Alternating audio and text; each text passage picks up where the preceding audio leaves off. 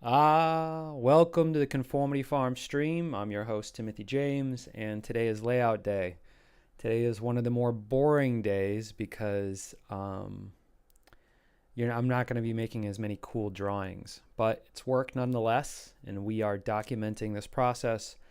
And so I got about 26 pages of things that need to be laid out, and yeah, it's going to take some time, but for some people, this is not going to be their cup of tea, and that's okay.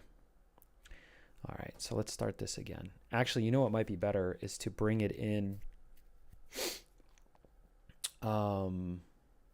Actually, yeah, it might be better to look at a scene and then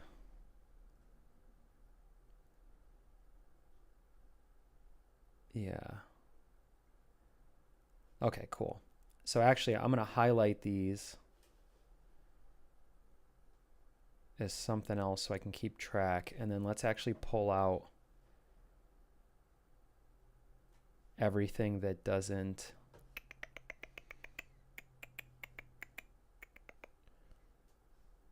Ooh.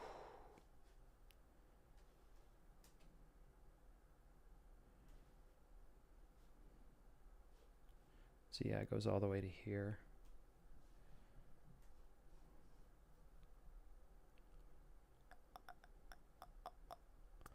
Let's go with blue because I haven't been doing blue anyway. Yeah, there we go. And then we'll do these ones. It's blue. So everything in the blue needs to be added. So I think we'll just add it. We got about 26 pages of this stuff to do. And I have other work to do too, but yeah, one thing at a time. So this is the opening dialogue of the book. So this is what I came up with for the opening paragraph. And I will say this. I'll say this in full kind of fashion of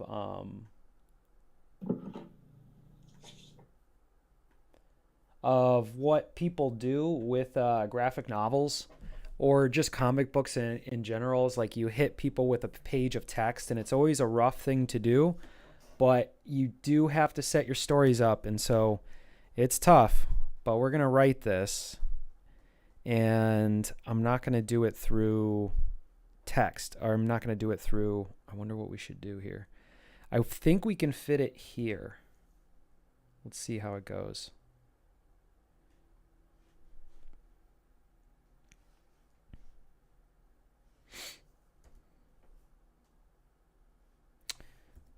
All right, let's see how it goes. It's the way she goes. It's the way she goes, boys. The fuck's that supposed to mean? It's the way she goes. The last stream, the audio wasn't working, so I had to start over the stream. Yeah. Okay.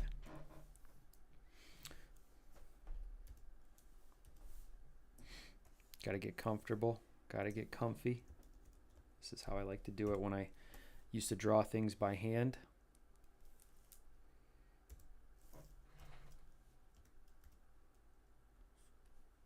Oop, it's a little slow. What do we got going on here? We got Photoshop, OBS. Yeah, I don't know. It's a little laggy. I might have too many projects open. Yeah, why don't we go ahead and close these for now? And just stick on these.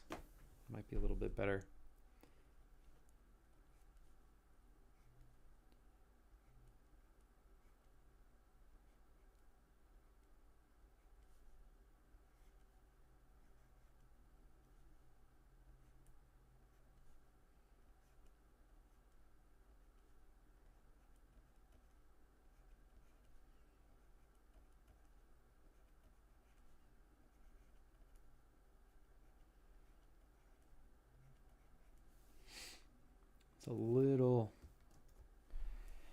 It's a little delayed, but that's all right. I wonder what's causing it to be overwhelmed. It might be the streaming.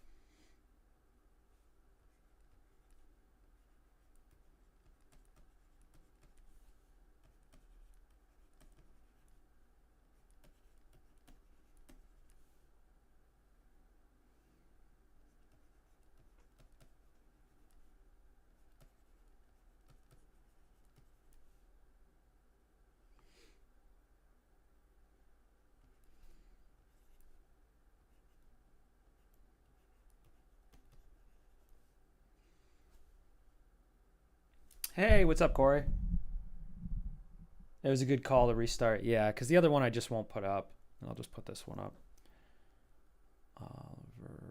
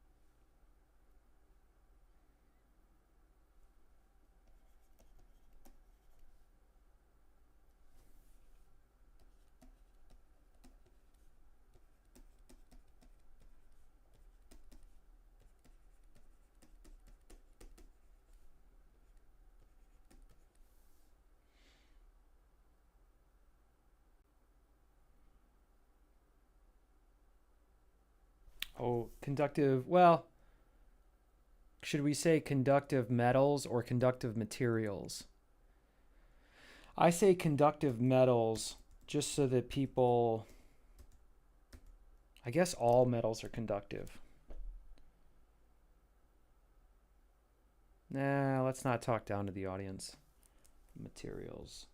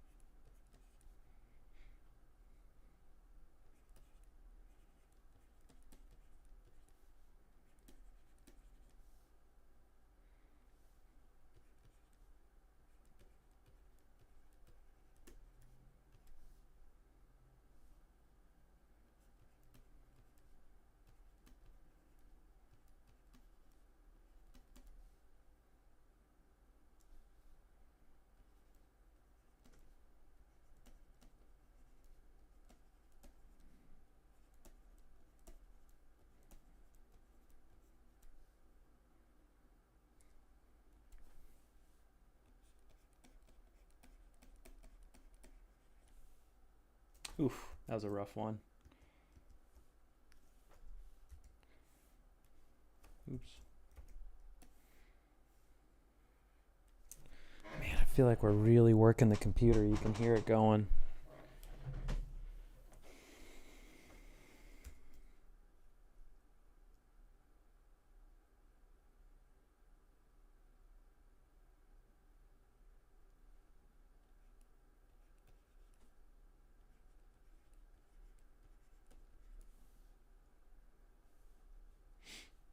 They're loyal.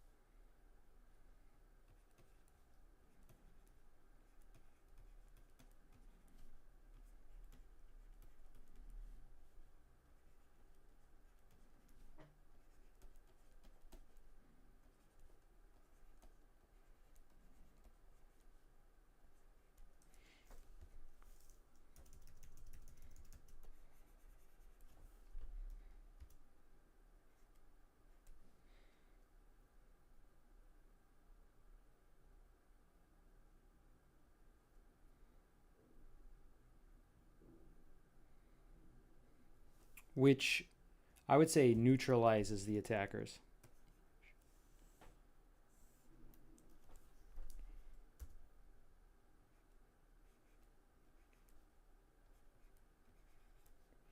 How come I can't spell neutral?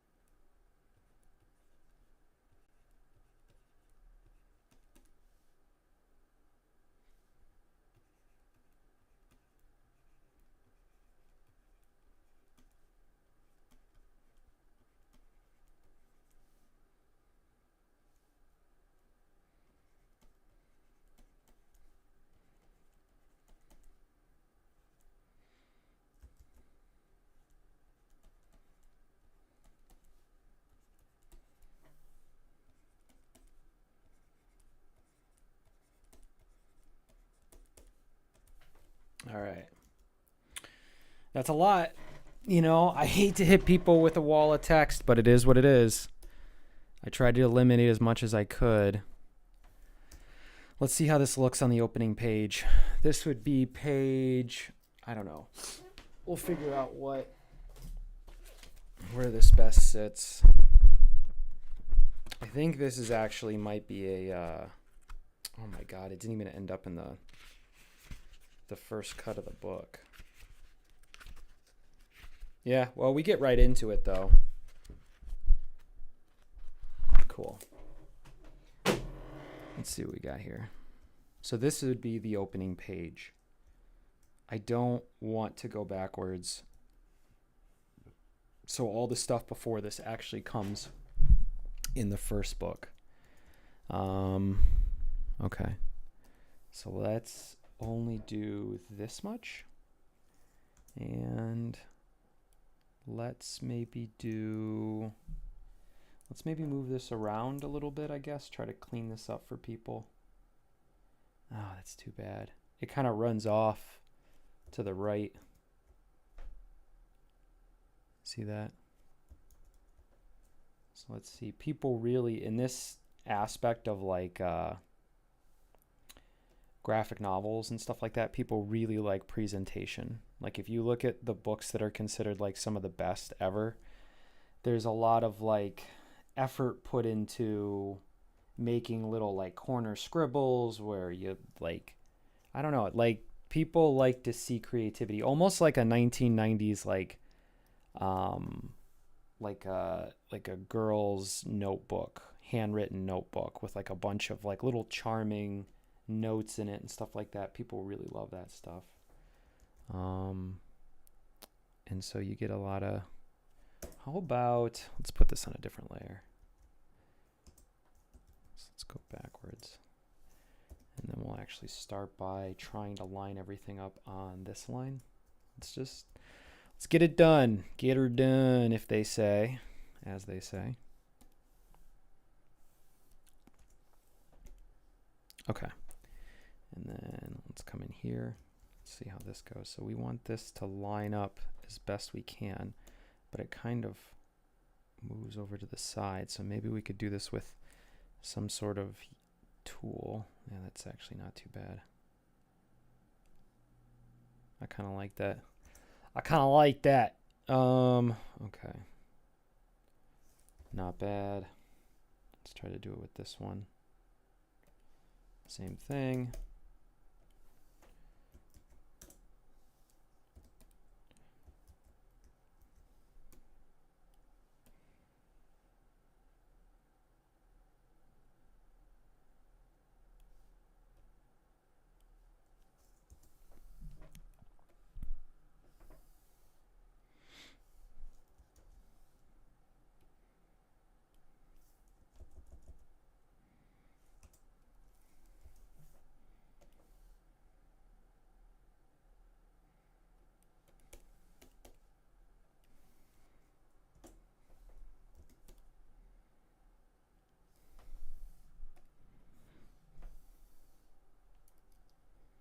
Okay. All right, let's merge these together.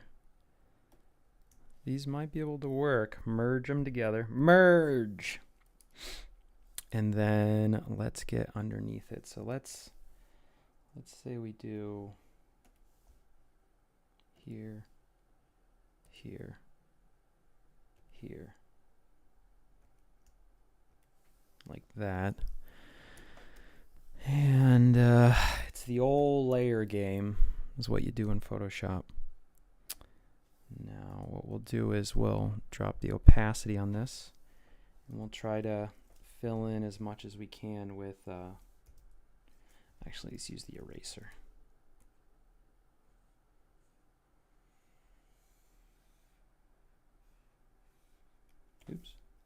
Oops.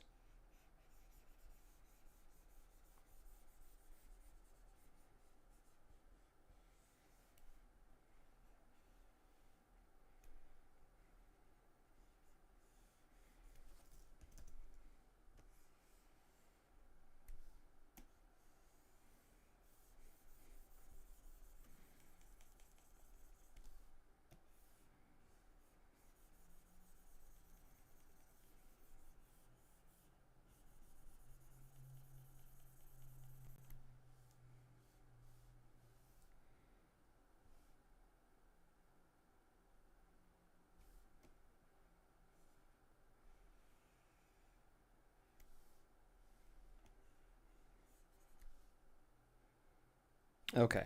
Now let's put it all the way down. Bam. Not too bad. Got to fill some in. And then, oops. Look at that. It's starting to really lag.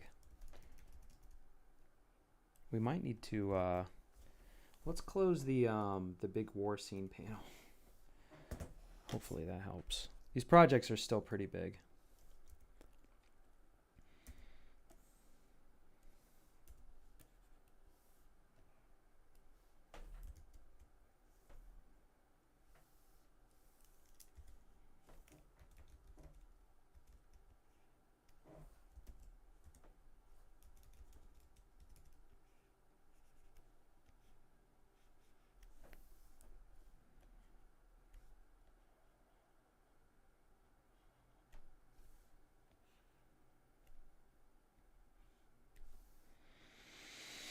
All right, there we are. And then what we'll do is we'll actually merge these two down. All right, so now we got the opening done. We might go back in here and clean some up, but for now, we're going to move forward for this print, this next print. And maybe what we'll do is we'll put, ooh, you know, it's interesting. It probably could be more down here in the center. There we go. I like that. And now let's go ahead and put a nice little frame around it. People love that stuff. Looks good. Looks good. And there we go. And here's the first page of the book. Would you all want me to hear me read it? Actually, let's stretch this out a little bit. Make it a little more readable.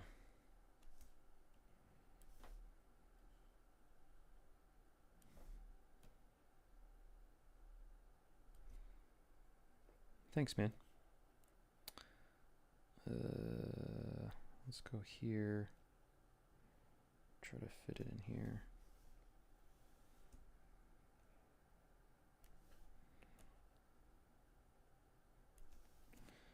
Okay. So I would say like this, like that.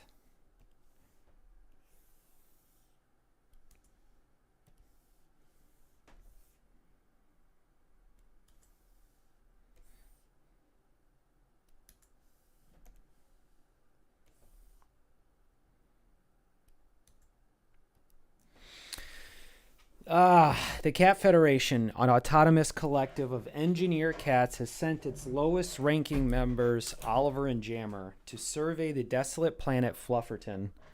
After a rough landing damages the vessel, they search the barren landscape for conductive materials to repair their tiny habitat. Ambushed by primitive mud-dwelling pillows, they're saved by JobBot, their loyal work bot, which neutralizes the attacks. Undeterred, they stay to gather data on these creatures until they spot another figure approaching and decide to engage. And let's put a period at the end of that. And they decide to engage. So we do kind of jump. We do jump, you know, but that's all right. Yeah, just stick with it. Just stick with me, y'all. All right, so yeah, let's put these together. And I took advice from one of my friends who was like, hey, quit using fonts. You should write this stuff by hand. And I was like, that's actually a good point. If I'm going to draw everything by hand, I might as well write it by hand too. It stays within the same idea. And yeah, so then we go to this one. That's actually from the last book. We bring this in. And then we go to this one. Okay, so now let's go back to what we were doing before. Man, my arm is killing me. Do you guys want to hear me complain about things? I should call this Complain Cast. It's the complain stream. All right, so now that we did this blue, what we're going to do is we're going to turn it yellow so that we know that it's been done. And we got about 26 pages of this, so buckle up, buttercups. We mean you no harm. We are here for peaceful purposes. Do you understand? We mean you no harm. Yep, here we go. So then what we would have here is Oops. We mean you no harm. We are here for peaceful purposes. So we don't know. Oops. We mean you no harm. We are here for peaceful purposes. Do you understand me? And then he smiles. Okay. And then he goes, I've been waiting my whole life. Oh, I guess he doesn't say it in here. Bah.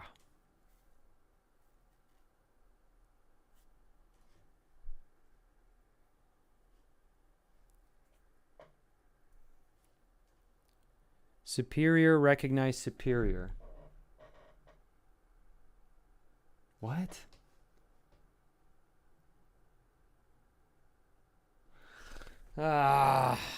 Okay. Where are we at here? I don't think these yellow ones are actually done. I'm sure we could find something. I must have erased the dialogue and kind of put the work in my hands of, oh, God bless it. Where are we at here? Half hour in. I might have to, oh my God, what time does the library open? Noon. I might have to take this and make notes of this because it's harder to break it down from screen to screen. I should probably get over that though. We got this one and this one. Real recognizes real. And then he says, yes, metal. An electric current. I'm sure you can find something in my lab. We're seeking conductive material. Okay. So that's... okay. So we got to do that within these frames. All right. So this is a lot to work out.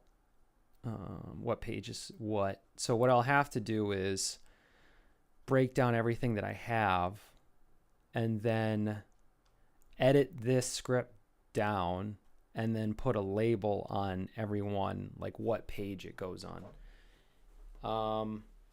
So what I'll have to do is commit to page count over here and basically black out everything that I have already. So why don't we do that?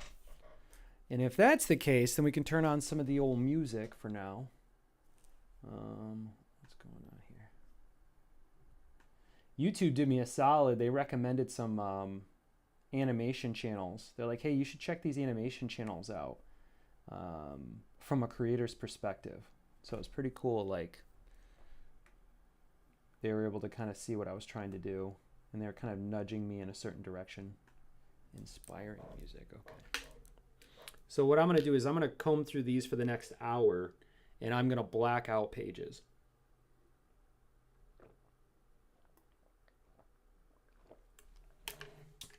I closed the door so the cat can't come in. That's why there's no Charlie. Hey, how are you? Good to see you. Okay.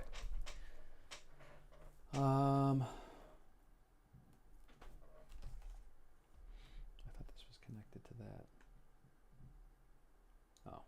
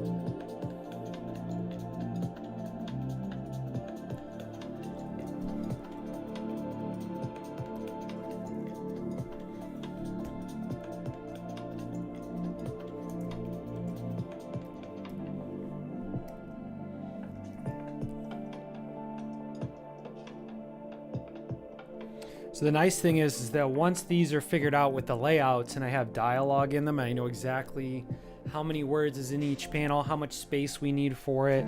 I already have the general composition there, so then all I have to do is transfer it over to mentally into the 5-minute formula, and then there we are. We got an assembly line essentially going at that point. I believe this is 6.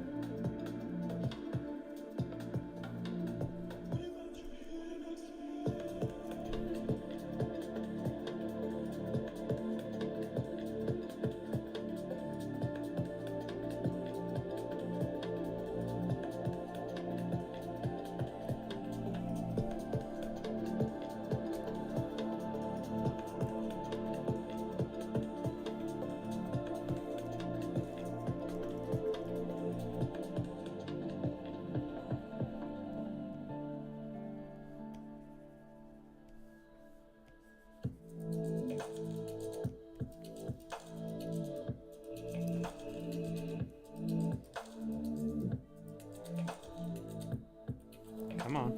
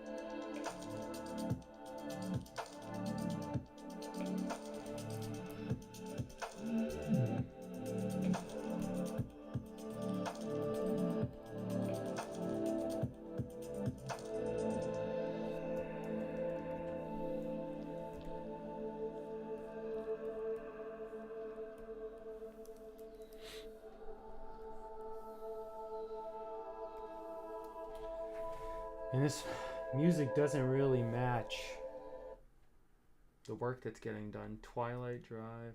The Juggalo Show. Whoa. Thanks for the you just literally whatever.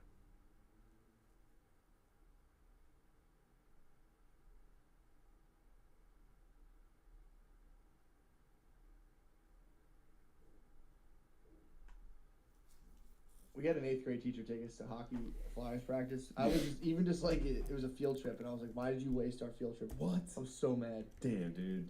Yeah, I was like, this I sucks. got to see the Flyers. I didn't care. And I hated my teacher so much, and she liked the Flyers, so I was like, I hate the Flyers. I was just being a dick. Yeah, the Flyers fucking suck, dude. Yeah, man. We had a teacher that used to, and this is kind of weird. She used to take pictures of us. Yeah.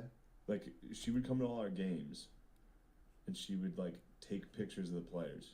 Now we're talking, dude. And she really liked my one friend, Tommy. What was she doing with him? She would just take so many of these pictures of these kids. What? When I'm talking, like, from Pee Wee's, like, our entire time at St. Joe's. She was a photographer. What'd she do with them? She would give them to us? I don't know if she kept some spares around there. Did you ever catch her plucking any of your hairs out of your head? Not me. She didn't like me. She was interested in old Tortuga, dude. Really? Good. You may remember him as Young Lad from the Notre Dame trip. He was a real sweetheart, this kid. So then who's taking pics? She's just taking pics of you guys. Right now he's laughing in his office as he's listening to this. Would she give them back to you guys? Like, here's a picture. Yeah. She has some sick pictures of us. But in hindsight, it's like, that's pretty weird you taking pictures of 5th graders playing Did she football. have kids herself? No. Yeah. No kids. Yeah, the less... Really nice lady, though, so kind of shitting on her on this. But Yeah, you kind of are. There's a lot of weird behaviors that you get older and you look back on and you're like, if you're older, kind of weird. If you're older and you don't have any kids, it's like, it starts getting weird. Yeah. I went to my niece's birthday party, and when you don't have any kids, no one says anything, but like, you show up, everyone you know has kids, and everyone's kind of looking at you like, "What's up, toucher?"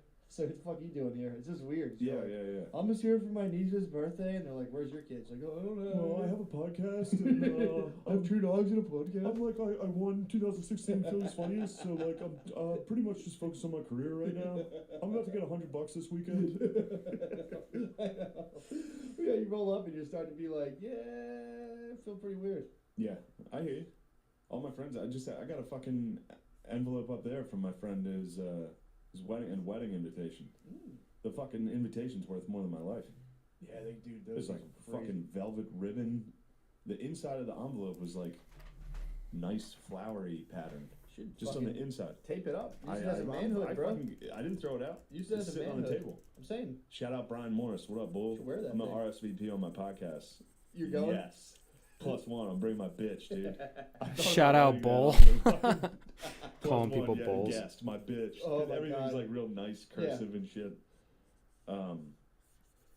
Yeah, it'll be fun. Yeah, I mean, dude, if you're like a 35, 40-year-old woman, you don't have kids, it's like, you get a fucking camera, you start going to the football game, snapping pics. You know, it gets weird. Shit unravels quick. Yeah, snapping pics of the kids is. I think she might have been gay though. I think she was gay. I have no idea. I have no fucking idea what she was doing. Maybe. Loved We had a lesbian gym. Or she's just a nice lady who wanted to contribute to the process. Who are the Hershey Bears? I just remembered that. I mean, that's a Hershey possibility. Bears. The Hershey Bears. Some of the probably like fucking 10 times Calder Cup champions, dude. What is it? You don't know Hershey Bears? Are they AAA ball? It's it's the hockey for the Oh, they're like the Phantoms. for the Capitals. It's like the They're Phantoms. better than the Phantoms, but yes. Well, yeah, let's look at the cups, dude. Count the rings. Hershey Bears. Let's go. so she loved the Bears. She loved her some Bears She hockey. snapped pics of them too? I don't know if she was snapping pics. Dude, her pic She collage might have been was snapping sick. dicks down there, You dude. think She so? loved it. I thought she was a lesbian. She was a Hershey Bears groupie. She like loved the Hershey Bears. Dude. You know how many people love the Hershey Bears? It's probably like her and like 2 other dudes that were like, "Let's go Bears, come on." I mean, not this. Because I know people like this too, who get real into minor league local ball, and it's like, dude, you can't even like NFL. It's like, what the fuck, dude? Yeah. Give yourself some credit. Yeah, But I think it's a thing too. Is like with minor league ball, you can get kind of closer to the players. you can get close to the players, which is odd. Yeah, it's like it's way easier to be like if you're really into like the Philadelphia Soul or whatever, you could arguably chill with one of them if you really You went to definitely chill with the soul player. You probably find his name on Facebook and just message him. I might do that now. Might That's a message some sick. soul That's a player. sick scene to get into like minor sports. AHL. Yeah. AHL hockey, dude. There's some good hockey down there. You can find some good hockey down there. So she was a teacher. I'm just trying to absorb the bleakness of this life. So she was a teacher. Damn, this is really harsh. There's It's sad. zero chance she's gonna get a hold of this. I mean, it's sad. I'm not shitting on it's her. a I'm pretty just. small town I'm from, though. My whole thing is that you don't know It was it had how hard your life can must have been bottom. bleak as fuck. You don't know how hard your life can bottom out until you get a little She's older. a grade and you're school like, teacher. She taught us. yeah. Did I include that? She was Yeah, our teacher. she's a teacher. She would snap go to pics. our games Yeah. and take pictures of us. Like she had a real nice camera, and would walk around the field and take pictures. Yeah. And it's so innocent. It's not that It bad. is- but it for is- some reason, in it my is head, I'm innocent. just like, God, that's fucking sad. And it's like, why? But it kind of is. Because after all the God. pictures are done, you're done teaching school, summer break comes, you sit in your chair, and you're just like, Man, these guys are being harsh. Yeah, it gets a little. You start thinking about driving a little close to the edge on that big hilly road, and you're like, no, but I gotta teach grammar next year. I need to learn how to read. That's when you got to get a cat. That's when you get a cat and a camera. You and you're get like, somebody to care I'll for take you. pictures of the boy. Buttons loves me. So sad, dude. Yeah. That was like when we were in the pool the one time. When we were in the, remember we were swimming in Caitlin's pool? Yeah, that's And great. it's like you move into an apartment complex, like, yeah, they have a pool here. And you're like, fuck yeah. And then, like, you go to the pool in the summer and you're sharing a pool with strangers. And you're like, I didn't think anyone else was going to use this. Yeah. This kind of sucks. It was real weird. And then kids, like, I've been down there, like, with Caitlin or by myself. Like, if I go down with Caitlin, she sunbathes. Yeah. So it's just me in the pool. Yeah, I know. I just floating with my arms out, this fucking fat guy, just in the pool, and, like, kids will get in. Yeah.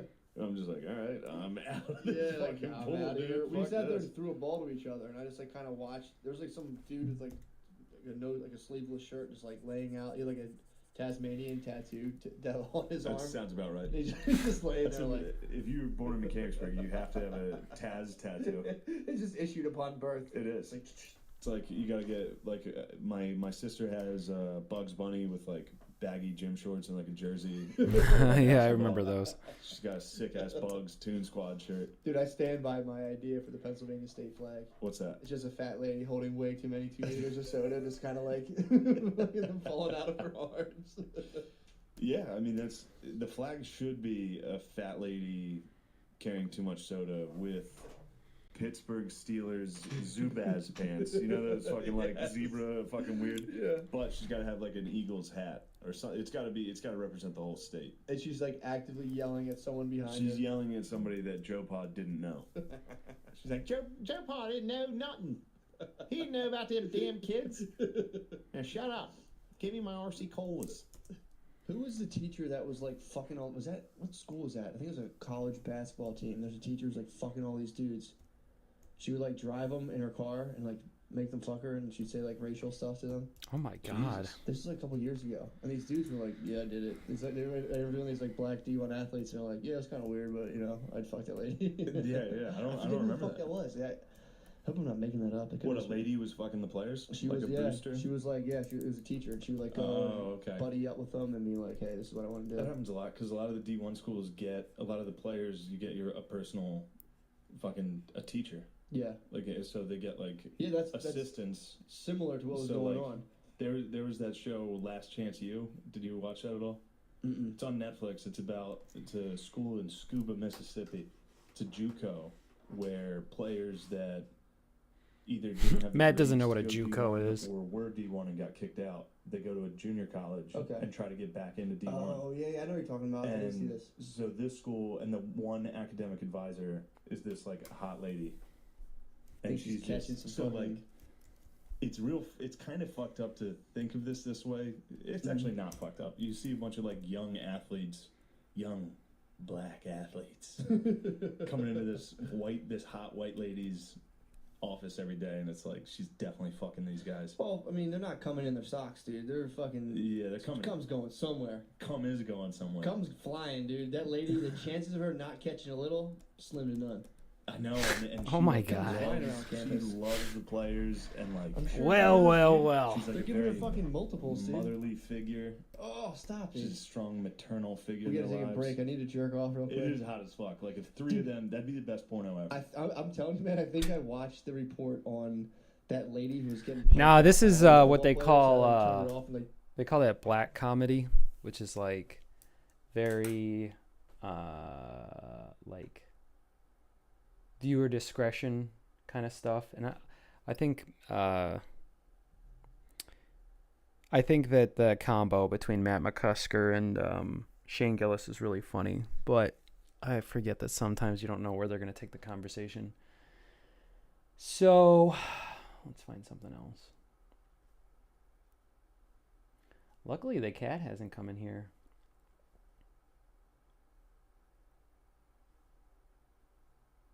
Whatever happened to Frank Caliendo? What was the other one? Joe Kappa or something like that? There was a Caparillo. There's a guy from Cleveland who was doing really well in the 2010s. And he kind of disappeared. He had this joke that I always think about, which is that he says when people say, "Oh, look at that. Brian Regan's on We Might Be Drunk." All right, I'm into that. I love Brian Regan. He might be my favorite living comic. I think Louis C.K.'s the best comic. He just is. But I really, really like Brian Regan. To me, he's the funniest. Nobody funnier. But like the craft of comedy, Louis is just, he's in a whole different league. Anyway, I think we'll listen to that, see if we get striked for that. I know that's definitely supported by a bunch of, like, it depends on what I consume on stream because, you know, I don't really like getting hit with copyright stuff. And oftentimes you want to grab stuff, like songs are definitely copywritten, protected, a lot of mainstream songs. But sometimes certain conversations like the Matt McCusker and Shane Gillis podcast is actually facilitated through a Patreon because it's so like, you know, it's like, you know, you pay to play kind of thing. And so because of that, I don't think that it's necessary for them to protect all that material. They'd rather it get regurgitated on the web. I woke up this morning and I thought I was depressed, and then I had a glass of water and realized I was just dehydrated. Everything was okay. Yeah, let's do the Brian Regan. Love me some Brian Regan. I hope you guys burn in hell. Yeah. Hey, Sam and Mark. Aw. That's my air conditioner in the background. I should shut that off, but I'm not going to do that. Happy 200th episode. Having Brian Regan on for the 200th? That's solid. That's good. Hey, Mark and Sam, congrats on 200 episodes together. Oh, I don't know that guy's No name, but better he's combination good. than two He's got some A pretty good triple. jokes. So, Really? I got a load, yeah. well, we'll try Okay. one. Thank you, Hide the Bodies. Very cool. I mean, that is amazing. Love this. All right. This is well, killer. Thank you so much. And guess what? We have a guest coming in who's one of our favorite comics. We're so pumped to do 200 with him. Living legend, one of the best comics working, and it's an honor to have him. So, enjoy. See you soon.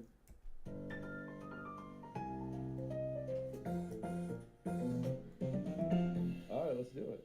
So you guys do what I like too? Huh? Yeah, You yeah, drink that's- what I drink? Yeah, you're the Ah, guest. good. Add some Pepto-Bismol. We have that. Oh, we Pepsid AC. We're fucking pussies, dude.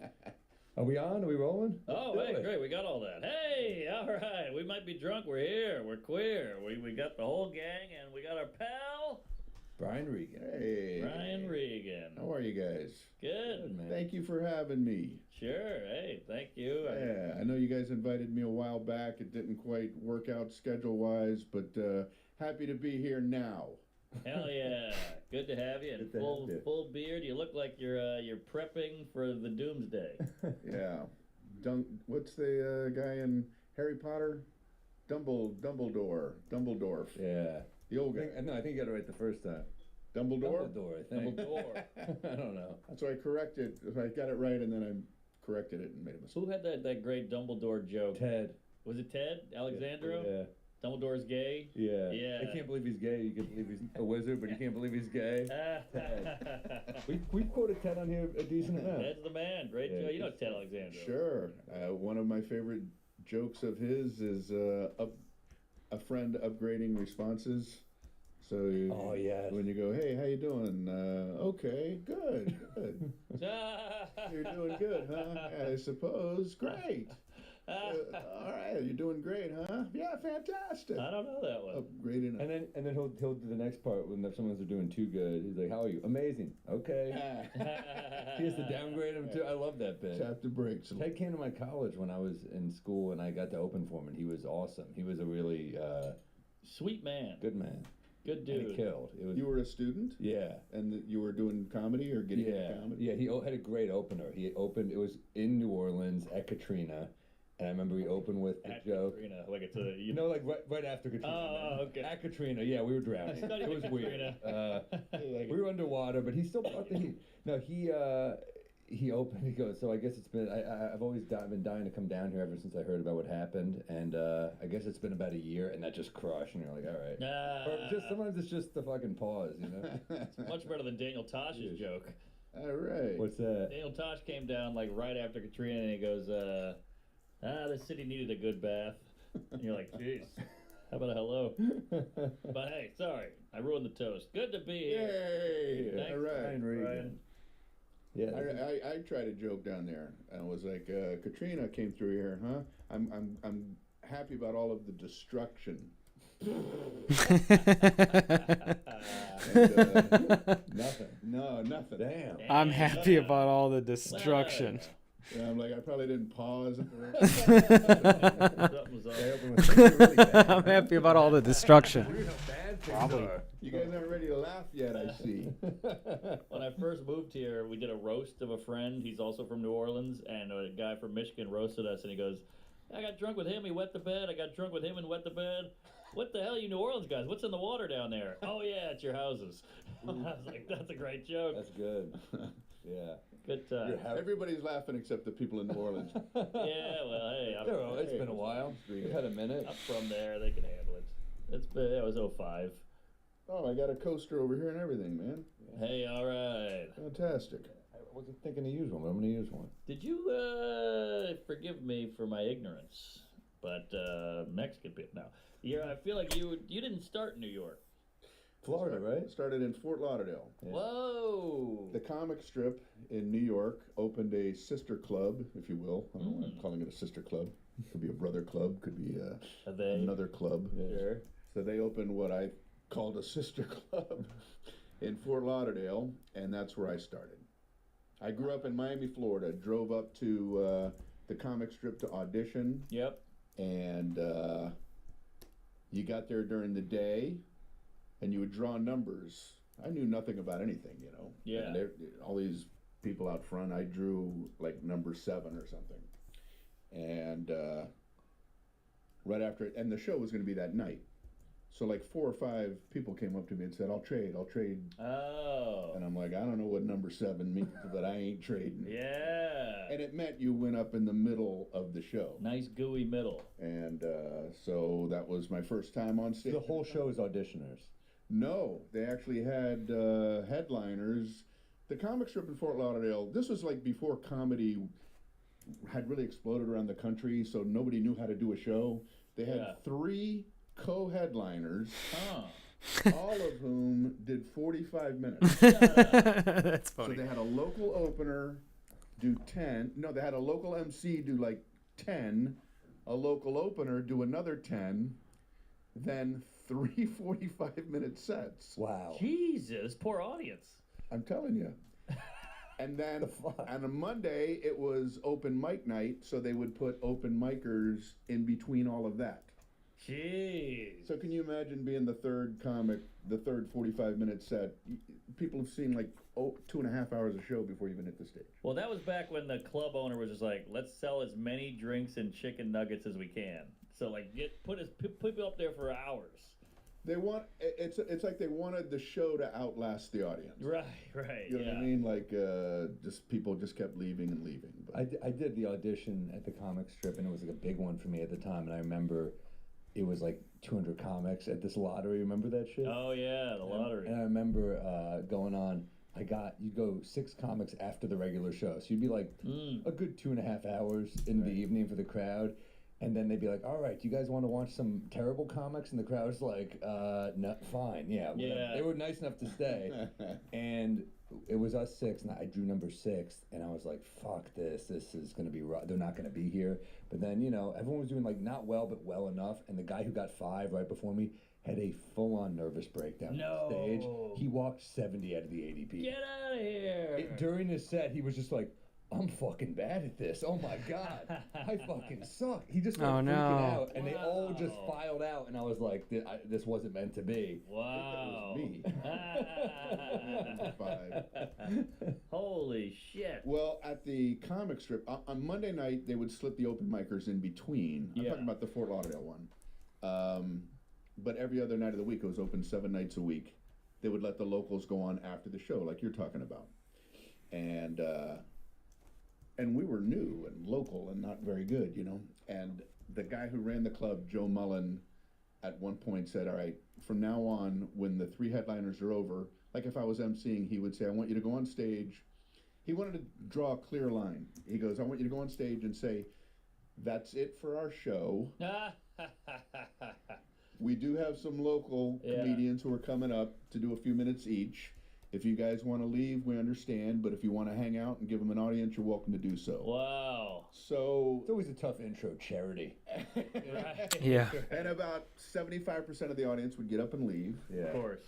Because the MC had just said that's it for our show. But curiosity. And then they would let us go. True. Sometimes, I don't know, if I was in the audience, and I had nothing to do the next day, I think I'd be like, I kind of want to see what the hell. I would. Yeah, sure. But they don't do this with strippers. Maybe. That was the real show. Next up, we got the pigs. These are girls. We don't claim them. They're not in shape yet. You're welcome. You're welcome to hang around and look at them. Some stripper goes up there like, I can't fucking do this. Yeah.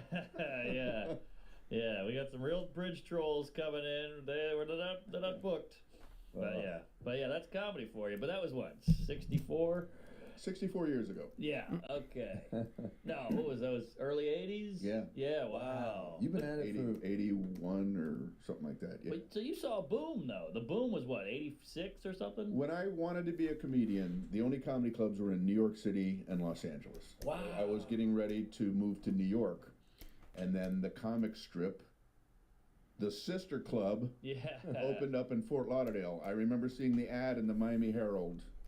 And of all the ads I've ever seen in my life, this one like jumped out at me more. Sure. It's like a comic strip comedy club opens in Fort Lauderdale, open mic nights on Monday, and I was like, oh my gosh. Wow, Yeah. there it is. Fort Lauderdale is good audiences. Great crowd. Every time I'm there, I'm always like, oh yeah, you guys are fucking. I like because Florida is like a real. It's a hit or miss. It's a hit or miss, mixed bag. Some of those cities, Miami can be tough. Yeah.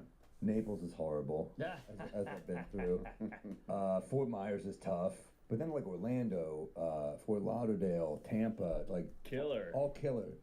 Even know? Jacksonville's good. Yeah. Yeah. What's that other one? Up in the Panhandle, Tallahassee. I had a great time. But yeah, you get the lower you get, the worse it gets. Yeah. But I always say Florida is upside down. If you draw a line through Florida, like right around Orlando, everything north of that has a southern vibe. Yeah. And everything south of that has a northern vibe. Yeah, it's like transplanted New Yorkers and stuff like that. But then you also have Cuban population, Haitian population, so southern Florida is like upside down. That's a great point. The Cubans are just their Puerto Ricans. Like they, it's pretty similar, Yeah, yeah. But then, you coming up in the 80s, like who were the guys you were looking at? You're like, that made you want to do this? Jerry Seinfeld was a guy that I followed as an auditioner. I auditioned 5 times. One of them was with my brother Dennis. You guys know my brother Dennis. Very funny guy. Hilarious stand up. So I auditioned like 3 times, and then one time I said to my brother, I said, why don't we try it as a comedy team? Oh. So we go to the comic strip to audition as a comedy team. We drew our number, and we followed one of the 3 headliners, and the guy's name was Jerry Seinfeld. Neither of us had ever seen him before. He went on stage and absolutely killed. Wow. And we were like, we're laughing, enjoying him. And then we were like looking at each other, oh shit, we got to follow this guy. Yeah. So they said, that's it. Yeah. Enjoy Jerry Seinfeld. Nice hand for Jerry Seinfeld. Now we have some auditioners coming up here. Brian Regan and Dennis Regan. We went on stage and completely died. What was your first time going up as a team? It was our first time going up as a team. It's fucking hard. Yeah, that's a different animal. And I remember I had told Dennis, that, because he was worried, he goes, how do we know when to get off stage? And I said, well, they're going to put a light up. A light means that it's time to wrap up. Sure. And basically the whole show, he just kept asking, when are they going to turn that light on? Damn, that's never a good sign. Right. Shit. Well, did you converse with Jerry and go, tell me everything, you big Jew? What was it like? Well, what was interesting is I remember watching him, and I was disillusioned because I'm thinking, well, if this guy isn't famous, what am I trying to get into? I'm trying to get into this comedy world. Interesting. This was like the best guy I'd ever seen as a comedian. But he had been on Carson at that point? No. Really? Wow. He did his first Carson like a week or 2 after we saw him. Damn. So he's probably running that. Yeah, so I remember like going, okay, the comedy thing is fair. This guy's really good. Right. Now he's on the Tonight Show. If you're good enough, you can make some success. That was probably like early 80s. There was like 6 comics, 6 famous comedians. Was it Eddie Murphy, Richard Pryor, Carlin, and Woody Allen, Cosby? I don't know. There weren't a ton of household name Yeah, comedians. a third of them ended up becoming maybe rapists. Yeah, Carlin. But yeah, so I think breaking in was tough back then. And you had what, like 3 avenues? You had Carson, you had HBO. Oh, I still got to figure this one out too. Maybe a Letterman. I don't know. So I worked there as a, dishwasher and busboy and the whole thing, and they would let me go on at the end of the night. So wow. And was that Dennis's first time on stage? That was Dennis's first time doing stand-up. And I think he was so thrown by crazy. how bad it went that he's like, I don't know if I want this in my life. So I continued auditioning by myself, and then I started making some progress. He was doing some other things, and then a couple years later, he decided to get back into it. Damn! Wow, that's wild. So you just stuck with it, Yeah, and moved to L.A.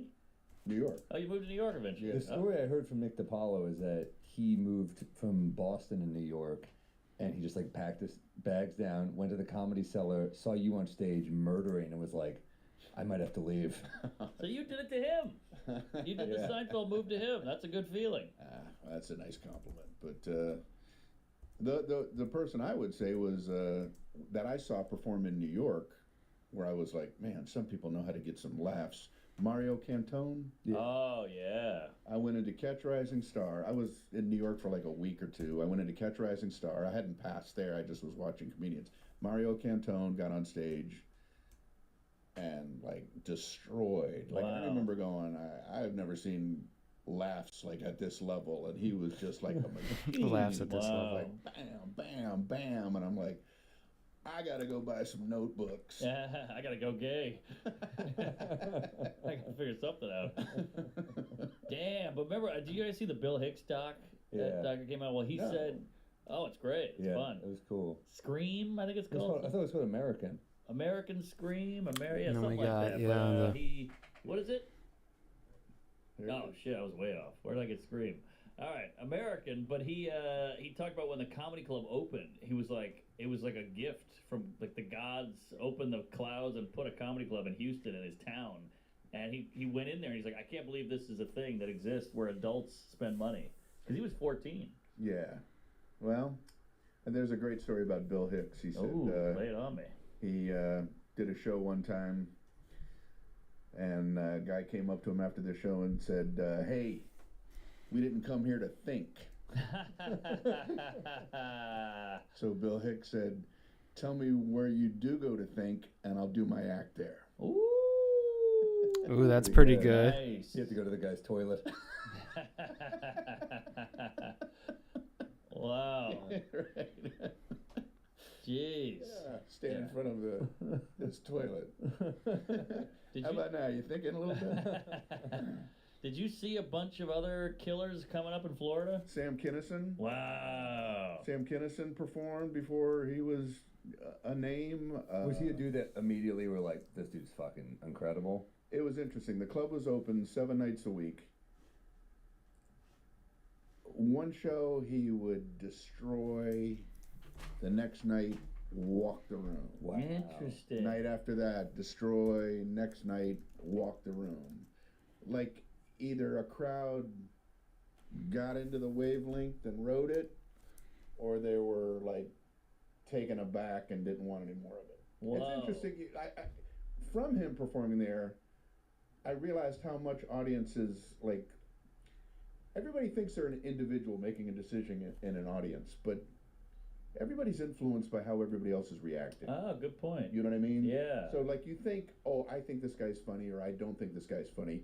You're influenced by the people around you, laughing or not laughing. If they don't laugh, you're more inclined to go, I guess they're right. That's a great If they're point. laughing, you're more inclined to go, okay, I guess he's funny. True. And that's why we go, that crowd sucked. Right. Because as a whole, they got influenced by each other and it Correct. changed everything. They all made up, they did that group thing. You know, when you see those birds flying, like Yeah, 10,000 yeah, birds, right. and they're all doing this, are they all making individual decisions? Right. It's quite a coincidence that they're all going around. Audiences are like that. That's Well, a good point. when you're having a bad set, do you address it, or do you just kind of think like, I'm gonna keep doing my thing, I'm gonna build momentum, I'm gonna get him? What do you do? What I try to do is pretend that I'm sitting in the middle of the audience and go, all right, clearly I don't know how to make these people laugh, Right. but I know what I think is funny. So I just go, what would I laugh at if I was out there? So it calms me down, and at least I can, you know how you can step on the gas too much if you're losing a crowd. Yeah, you step on the yeah. gas and like you start chasing them, which is Yep. a bad move. So it'll teach me, don't chase these people. Just do what I think is funny. sometimes I can turn a crowd around. Sometimes I don't, but at least I'm staying true to what I think is funny. Yeah. You know what I mean? Interesting. What really sucks is when you put yourself out there and you bomb to yourself, and when you go, Yes. now I don't think I'm funny. Yes. Bombing in Yeah, front you of sell me. yourself out a little. I realize how much I suck. You ever have I'm this, seeing it from the other perspective. you ever think where you kill and you get off and your friend or your opener's like, that was great. You're like, it wasn't right for me. Oh, sure. They had a good time, but I was off and I wasn't where I wanted to be. But they'll Then there's a weird thing. It's like, well, what is our job, right? I mean, is it to entertain? Is it to be true to ourselves? I mean, hopefully you find a place in the middle. Where Yeah, that balance. was me and they liked it. Right. But sometimes you do like a private event type thing, and you're like, I just got to survive this. Oh, Right. totally. You know? Totally. You must get a million of those because you're clean. Well, anytime if I do interviews, I always talk about how much I hate corporate shows, Yeah. which is so bad for me, for my agents who are trying to book me on corporate shows. Yeah. So, well, we heard him in the We Might Be Drunk podcast say he doesn't like them, so we decided not to book him. But They pay at least for an audience in a regular venue, they're coming out to see me. Right. But a corporate show, they're out there for another reason, and I'm hit or miss, man. Really? Yeah. I feel like you I mean, I could- cruise. No, I can, you know, from doing it, I've learned enough. I have enough skills, if you will, to be able to force my way through it. But that doesn't mean I'm having any fun. No one's having fun on those. You know. That's a chain gang. You're getting whipped, you know. I mean, some of them, you catch, Sure. you catch a good crowd. You go, okay, this is a good time. But back to your crowd hive mind thing. Somebody once told me, I forgot who this was, some smart, funny guy, said, if you got 10% of the audience on your side, you can get all of them.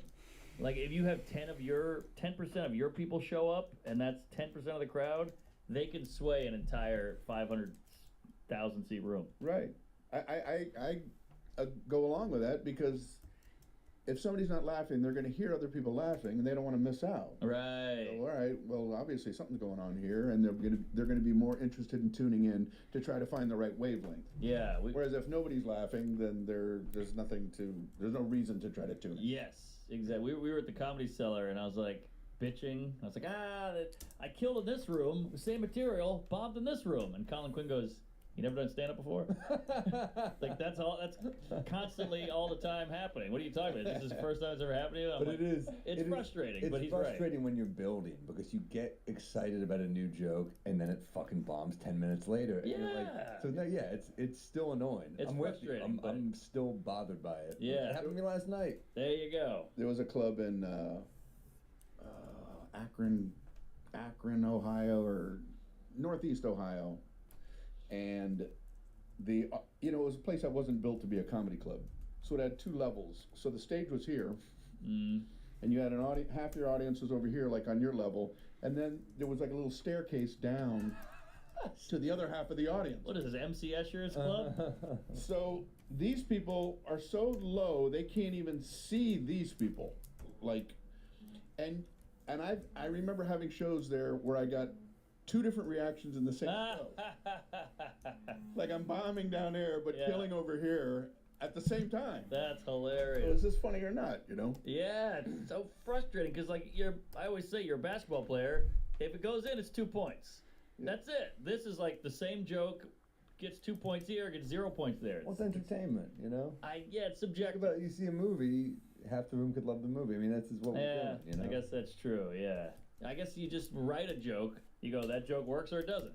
So then when you have to fluctuate, you're like, well, what the fuck am I doing here? I know, but you've done jokes that got an applause break on Fallon, and then you bring it to a bar show, and they're like, Yeah. "That sucked." That's a good point. I mean, it's just it's not just, but that's showbiz.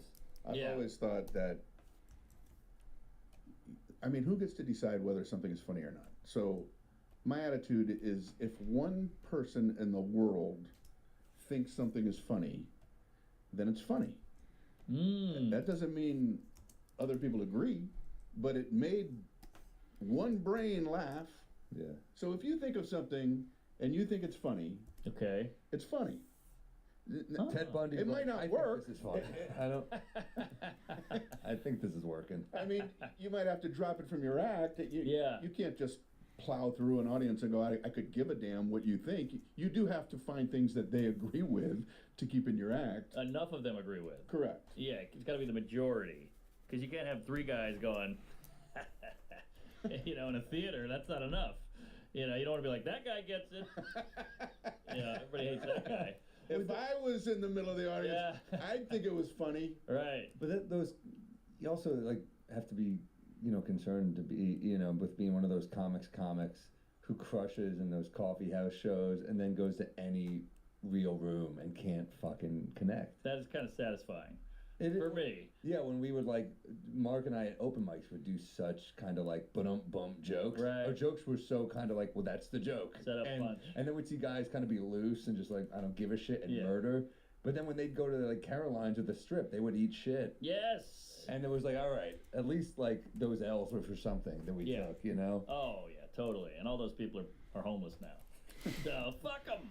I've always wanted to, there's playing to the crowd or playing to the back of the room, and both of them are fun, but I always thought I was a pig because I wanted both.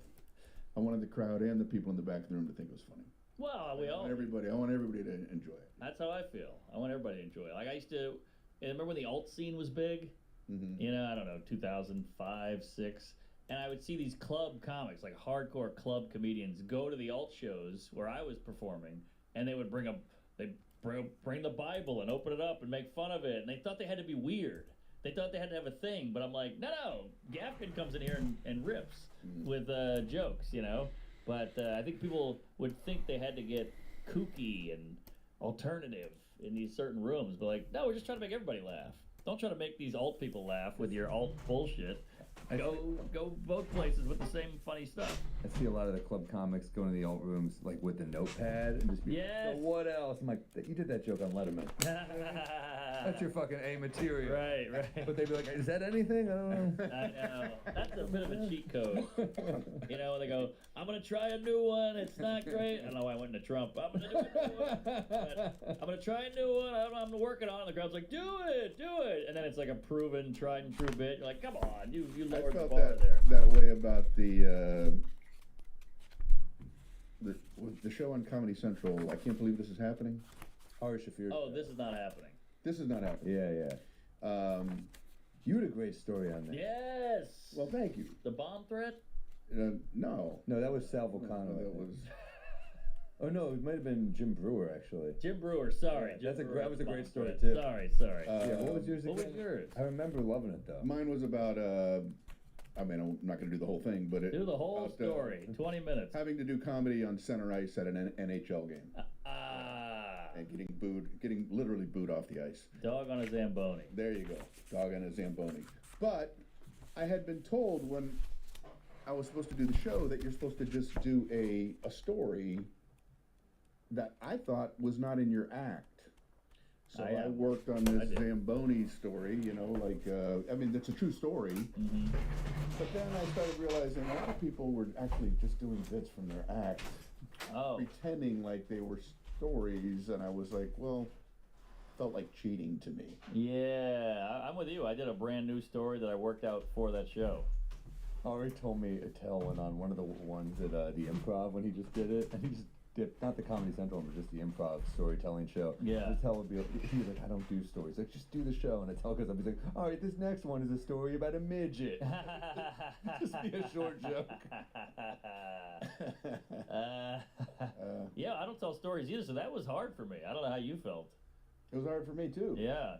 I would practice it at the end of my shows, the story, and I would tell the audience, hey, I'm working on a story for this TV thing, and so I practiced it, but it still wasn't something that was part of my act normal. Same, which was kind of cool to get out of your comfort zone, but it's still not my cup of jizz. My cup of jizz. It's tough. Some people, it's just all they do.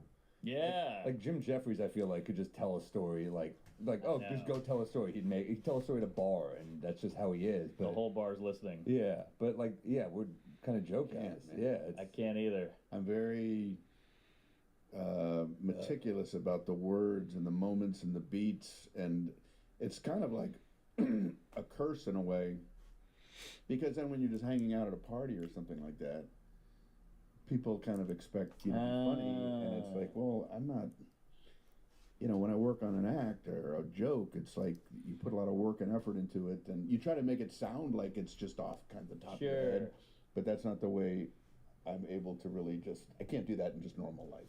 That's another thing rock stars don't have to worry about. You know, Slash walks into a party, no one's like, give this guy an axe. Yeah.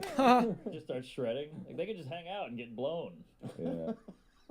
We got to be on. Yeah. What's that? It's a good life. Yeah, it's a great life. Great life. Or it was. But now I got to make you uncomfortable here. Uh-oh. It's working. Okay. Don't you feel like you All right. Well, I'm going to go to the library and take a look at this text, and I'm going to plan out these layouts, and then I'm going to start adding the text to every single panel, so we know exactly every single panel that we need to get through this. So just a lot of housekeeping.